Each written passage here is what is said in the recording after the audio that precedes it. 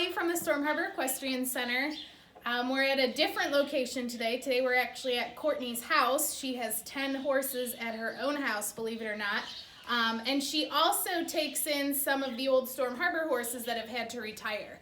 So Casper, the original Storm Harbor horse, lived here, and now Harley lives here. So a lot of you probably remember Harley. He is an Appaloosa, and we used him in our program for many years. But unfortunately, Appaloosas are prone to something called uveitis. So a couple years ago, Harley did start to go blind, and now he is completely blind, but he's adapted pretty well to his condition. That's why when I'm grooming him today, you'll probably see me touching him a lot, and he might bump into things, but he's pretty used to everything right now. I'm going to show you all of the grooming tools we're going to use today. Harley is shedding pretty good, so it should be a good grooming video. I have everything over here on this little stool laid out for us. So I have a couple different options from what I like to use for curry combs. I'm going to use a shedding blade, and then I've got my hard brush. I'll grab a soft brush. We'll do his tail, and then I'll use a couple different products that I like to use. I really like their tails to be conditioned well this time of year so the mud doesn't stick to them. And then I'll use just an overall body conditioner, and we'll probably give them a couple treats today too. So I'll start with a curry comb even when I'm using a shedding blade, because I think if it loosens things up, it's a little easier to shed the hair out. So Cisco is trying to play with Harley a little bit while we do his grooming. Cisco also lived at Storm Harbor for a brief period of time, but he's just in here to keep Harley company today, but he is going to probably try to hog the camera a little bit. All right, so I'm going to start on Harley's neck with my curry comb, and I'm going to go in circles on all the meaty parts of Harley's body. So I'm really going to focus on the areas that I know he's shedding, and usually that's the hip area, along the top of the back, and then down his legs and on his chest. So even if he's a little itchy, he's going to twitch his lip a little bit and raise his head up. But I'm going to get everything really good with this curry comb. And it's already starting to clog up with hair. So you remember when you're working around any horse how to walk behind them, especially with a horse that's blind. I'm going to make sure Harley knows it's me the whole time, so I'm going to keep a hand on him. And I'm going to talk as I work around to the other side. And I'm going to do the same thing over here. I'm actually putting quite a bit of pressure on my curry comb because that's what's needed to get that hair and dirt loose. But it's also kind of a massage for him. He really doesn't mind it. You probably know some of the horses at Storm Harbor that don't typically love the curry comb, and that would be Katie and Zippy. But that's just because horses are just like people. They like different things. Okay. I've used my curry comb everywhere I want to. I don't like to go all the way down his legs. I like to use a mitt for that. So it's really similar to a curry comb, but it's not as stiff. So I can just kind of move the mitt with the shape of his leg and get the dirt off that way. Sometimes your hard brush isn't quite stiff enough to get that mud off their legs.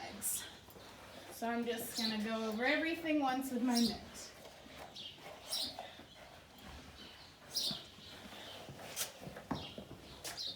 Over to this side.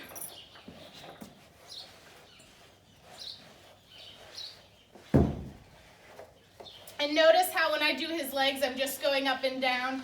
I'm not getting too rough where he has some extra tendons in his legs compared to the rest of his body.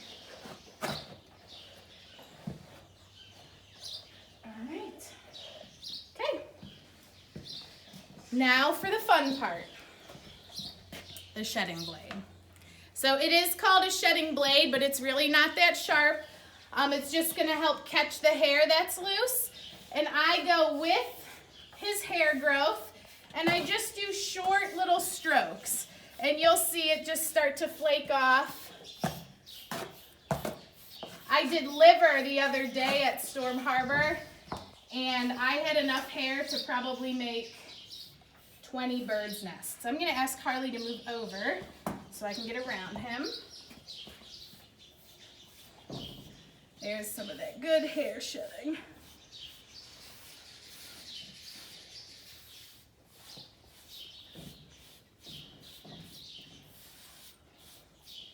And the birds definitely pick up all this loose hair and use it to make their nests.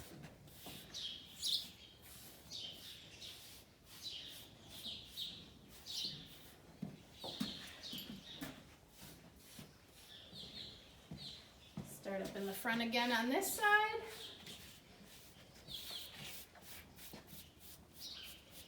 See if he's itchy at all on his chest. His friend's saying hello.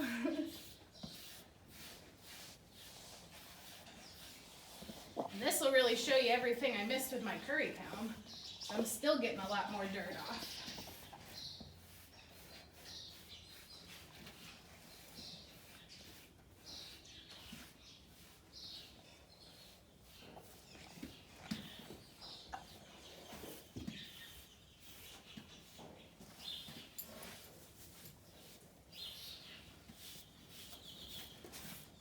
All right, I'm happy with that.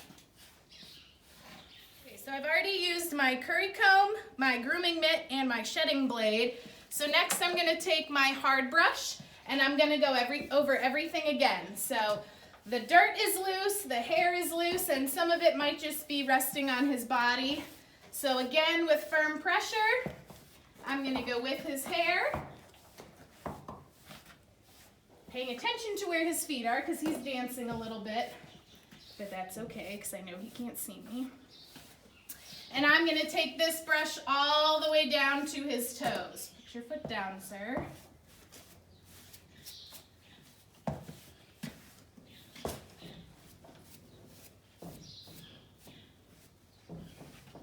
Okay.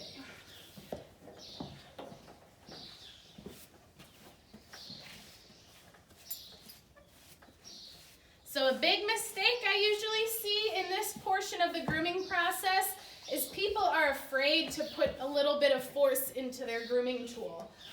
If you are a little timid and you're just kind of shy to touch the horse, you're not going to get all of that hair off. So I'm really pushing into his body, flicking my wrist so that hair falls right off. All right. I bet you can guess the next tool. We are going to jump to the soft brush. So he is quite dusty. That hard brush was really good for the hair and the dirt, but this is going to get that dust off. Plus, I'm going to get to go over his face a little bit with this brush to help get some of the dust off that as well. So this is the tool that makes them look nice and shiny because it takes care of all those really fine particles. I am going to use a conditioning spray, and then I'll go over that again with the soft brush. And that should help him look nice and shiny as well.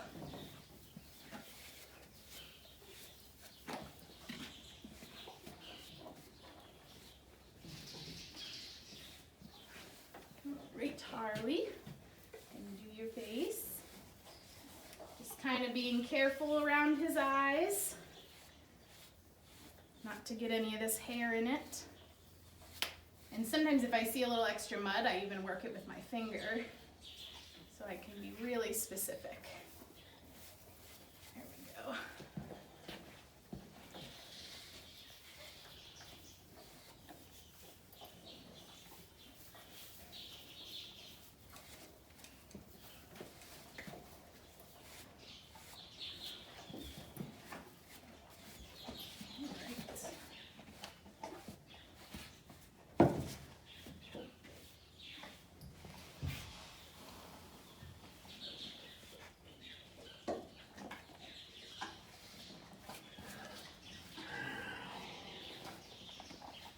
Cisco nosing into the camera again. Okay, last but not least is to do his mane and tail. So I'm going to just brush through it really quick with my brush, and then I'm going to put some detangler in it. So I'm going to get the knots out or the mud out first, and then the detangler will make it nice and shiny.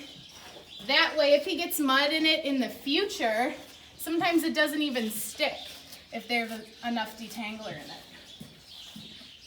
Remember with their tail to stand to the side so you're in a safe spot, and then bring it all over to you. Hold it in a tight fist and brush the knots out. Sometimes I even place it on my leg and get the knots out that way. He doesn't have as thick of a tail as I remember. Sometimes horses in the pasture play games that way.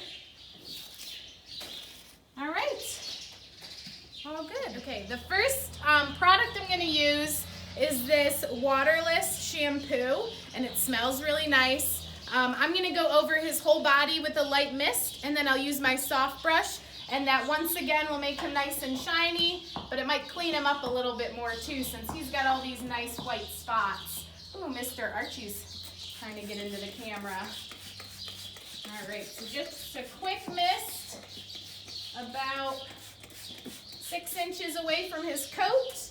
I'm not going to get his face with this, just so I don't get anything in his eyes.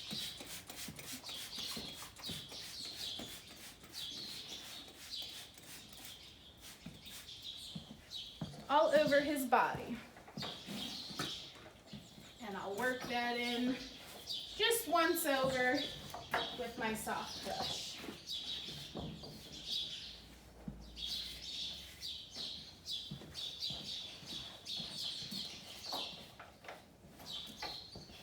Okay, my favorite part is the detangler. And I save the best part for last. So I use a generous amount of this. And like I said, this time of year it's nice to help keep the mud out of their hair. But fun fact, if you were going to a horse show, you don't really want to put this in their mane at a horse show, because if you're going to braid their hair, it can make their hair kind of slippery, which is a little bit harder to hold a braid. So those of you that have gone to Special Olympics, we use something else in their hair that makes it a little more tacky. But I'm just going to use my fingers to work it in. Looks a little crazy now until I brush it. And for the tail, I'm going to stand to the side and apply a good amount from the dock of his tail all the way to the ends. And this is something you can do after you've given them a bath, or just during groomings like I'm doing. Then your hands are left a little greasy, so dry them off on him. It makes his butt a little shiny. All right. Okay, so I'm just going to take that same brush I've used before in his mane, and now you can see how easy everything is sliding through now that I've used that detangler. So I'm even going to reach up and do his forelock. The forelock is just kind of the bang area of the horse's mane. And I'll brush out his tail. Harley's always had a little bit of a mohawk. When his hair gets long enough, it falls over. But if we were to trim his mane any shorter, it would stand straight up. All right.